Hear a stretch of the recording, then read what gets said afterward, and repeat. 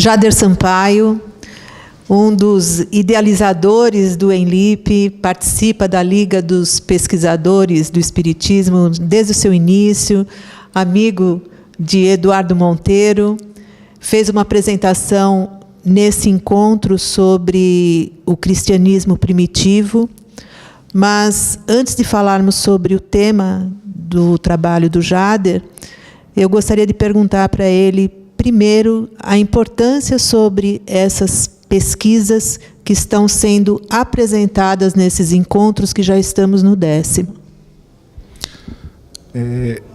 Eliane, eu entendo que a gente tem toda uma geração que está cada vez mais aprendendo, estudando e se inserindo dentro das universidades. E as universidades, elas têm uma forma de trabalhar com conhecimento um pouco diferente da forma com que, por exemplo, as igrejas lidam com conhecimento, outras esferas sociais lidam com conhecimento.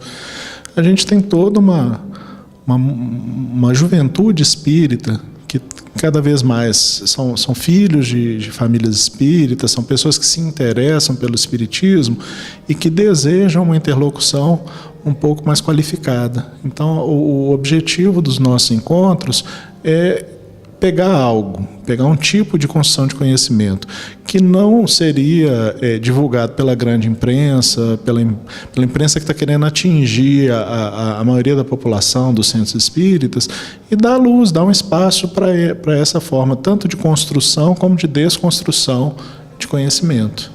E como participar desses encontros? É preciso ter graduação, pós-graduação? Como é essa comissão científica de vocês para poderem avaliar esses trabalhos? O título para nós é pouco importante. O importante é o conteúdo. O mais importante é o conteúdo. Então você precisa ter conteúdo. E precisa ter humildade para poder ouvir crítica. Então, como é que uma pessoa que vai trabalhar faz? Ela escreve dentro de umas certas diretrizes que a gente divulga no site do ENLIP. Então tem que ter uma introdução, um desenvolvimento, uma conclusão, tem alguns cuidados, tem que citar as fontes, não pode pegar o pensamento do outro e colocar como sendo seu.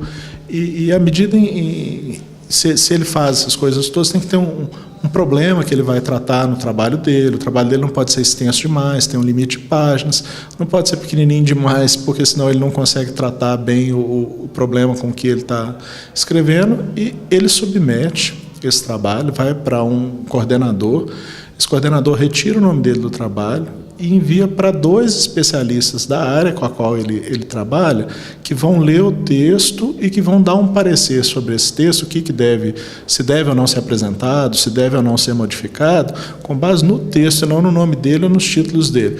Depois, se ele tiver títulos, ele quiser que a gente mostre, a gente pode até mostrar isso, não depõe contra, isso depõe a favor.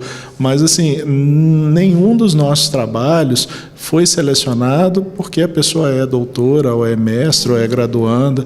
E tanto é que a gente teve na história dos ENLIPs trabalhos escritos por pessoas que estavam graduando, por pessoas que fizeram uma graduação numa outra área que não a área em que eles escreveram, mas os trabalhos foram julgados, foram considerados muito consistentes, com uma contribuição a dar, e por isso as pessoas vieram e apresentaram.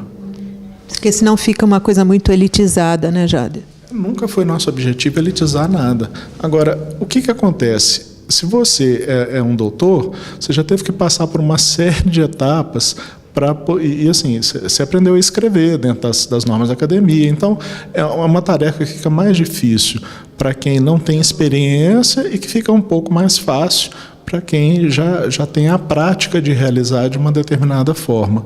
Mas ninguém é dono de verdade. Você falou na sua apresentação um tema muito interessante sobre como o cristianismo, né, virou da humildade, né, para o poder. Por que você enveredou por esse tema? É uma coisa que você se interessa? Você vai continuar com essa pesquisa? Como é? Se a gente for olhar a história, há muitos anos atrás, ainda dentro do movimento espírita, eu me interessei pela literatura ligada ao tema. Eu li Paulo Estevão, eu li os romances de Rochester, eu li o Wallace, esse tema sempre me despertou, sempre foi muito querido. E teve algumas encomendas para falar da história do cristianismo, da formação do cristianismo, e eu fiz alguns trabalhos. E na época eu tinha falado, se eu tiver tempo no futuro, eu quero ler tal texto, eu quero ler tal autor, que faziam referências nesse trabalho. Então, como agora eu tenho mais tempo, eu falei assim, está na hora, ou eu faço agora, ou eu só vou fazer na próxima encarnação. Né? E a Paulus começou a publicar uma coleção de escritos dos primeiros séculos, dos pais da igreja, da filosofia patrística, da teologia patrística, dos padres apologéticos, de autores como Orígenes, que Leon Denis fala em cristianismo e espiritismo. Eu falei, é a oportunidade que eu tenho de ler. E a oportunidade de ler e comentar, como fazia o Hermínio, né? Porque eu não me arrogo a ser historiador, eu não tenho formação na área de história para poder produzir conhecimento para a história, tá? Mas eu acho que eu posso fazer uma leitura como espírita dos documentos, ao invés de simplesmente reproduzir o que a historiografia vem falando.